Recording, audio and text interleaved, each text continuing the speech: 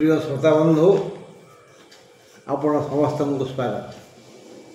आम आज मासिक राशिफल विषय रे आलोचना करिबा। मेष राशि यही तो पड़े जीव निकट राखी पूर्णिमा आसुची श्रावण पूर्णिमा।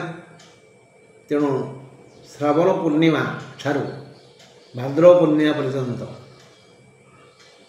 ये जो समय ये जो मासक फल आम केमती भेटिबा, केते सुख केते दुख दे ये ग्रह माने 9 ग्रह 27 नक्षत्र आमको शांति प्रदान करेंगे।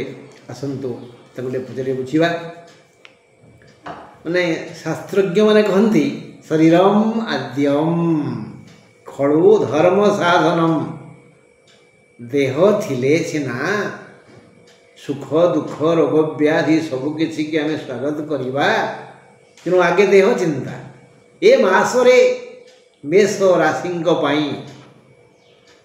सब प्रकार सुविधा मिल आर्थिक मानसिक पारिवारिक दाम्पत्य कर्म सब क्षेत्र सुख आसो। मात्र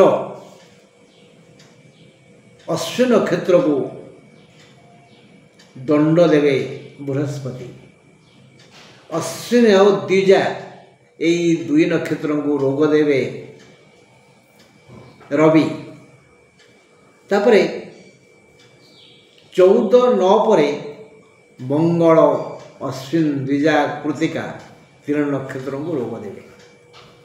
ये जो रोग हम बृहस्पति अश्विन नक्षत्र बाम पादरे समस्या हम। रवि अश्विन द्विजा ये 2 नक्षत्र ज्वर सर्दी काश यह हम। मंगल 3 नक्षत्र रक्त जनित रोग हो पारे। आगे स्वास्थ्य आलोचना है तो आम जागले। तेणु ये समय आम आरोग्याय रवि भजे। जदि आम जानिले रोग भयंकर स्थिति गति करुच्ची ता पूर्वर ह्रीं घृणेश्वर्याय नमः ह्रीं घृणेश्वर्याय नमः निरंतर नहले भी स्नान परे सूर्य को 3 थर जल दे जपा 108 थर बस सूर्य दया करेंगे रोग भल हम। धन आलोचना करवा। आगे देह रहा खाଇବା पीवा पिंधा धन आवश्यक। माने आम जाको पाप ग्रह हिसाब करुचे शनि राहु केतु यही 3 पाप ग्रह मास सारा अचलाचल संपत्ति देवे। सौभाग्य वृद्धि करेंगे। धन धान्य गोपलक्ष्मी घर पूरी जीव। अभाव रही ऋणमुक्त हेबे। जोठू जेमिति चाहिए सेमिति आपण पाखु धन आसीबो। किंतु न्याय रे अन्याय करिवेनी, भूल करिवेनी, अधर्म करिवेनी, अबाटर जीवेनी। धन आसला बोली अहंकार करिवेनी। आउ असुर राज को शांति दौथिबा असुर गुरु शुक्र महाशय मास सारा अल्पे बहुते धन दे समस्त अभाव दूर करिवे। तेणु व्यवसायी मानकर प्रचुर लाभ है। बहु ग्राहक आसवे। कृषक माने यथा समय इंद्र करुणा पाइबे। चाषर विकास हम। मरुड़ी पड़ोनी। ए वर्ष अति उन्नत मानर फसल हम। तेणु समस्त कृषक भाई आराम रे कृषि करंतु निश्चिंत हो जाते। या छड़ा जी जो वृत्ति करी बचुचंती सेमानंकर विकास हम। समस्त कर्मजीवी व्यक्ति समुदाय पुरुष हूँ स्त्री हूँ कल कारखाना कंपानी रे सरकारी चाकरी विद्यालय रे ऑफिस रे जी जो कर्म करुँच कर्मर विकास हम। दश लाभ करेंगे। छात्र मानकर ये मासरे यथेष्ट बेसी उन्नति हम। महिला माने जो प्रबल धन देखिए घरे आसूची से माने विलास बेसन रे घर को सजेबे मजेबे हसेबे रसेबे।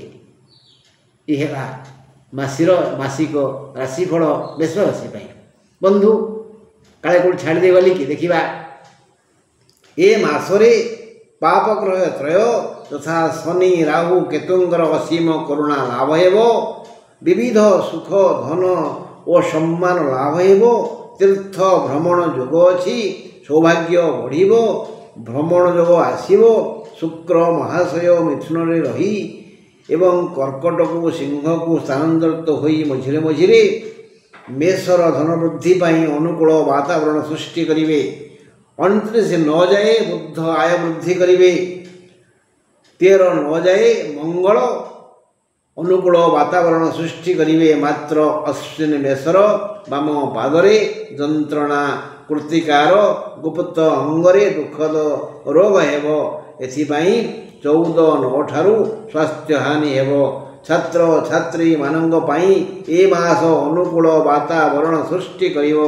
कृषक माने विलंबरे भी पानी पागर सुयोग पाइबे गृहिणी गण अर्थ समागम को देखी नुआ नुआ योजना करिवे व्यवसायी और वृत्तिजीवी निज निज कर्मर विकास रे खुशी हेबे आकस्मिक भावे साहाज्यर हाथ लंबी आसीबो पूर्वतन बाकिया काम पूर्णांग हेबो ऋण परिशोध होइजिबो वृत्तिजीवी नारी माने सम्मानर सह निज कर्म जीवन को उपभोग करिवे सुयोग पाइबे नूतन कर्म योजना हेबा आशा अछि 30 परे किछि दुसंवाद सुनी शोक करिବାକୁ पड़िबो शत्रु पराहत हेबे पारिवारिक सुख बढ़िबो सम्मानित हेबे ए मासरे सबु भल बंधु आज एतिकी पुणी ईश्वर चाहिए आसंता काली आमे घाट घाट हवा देखिबा कौन प्रभु इच्छा नमस्कार।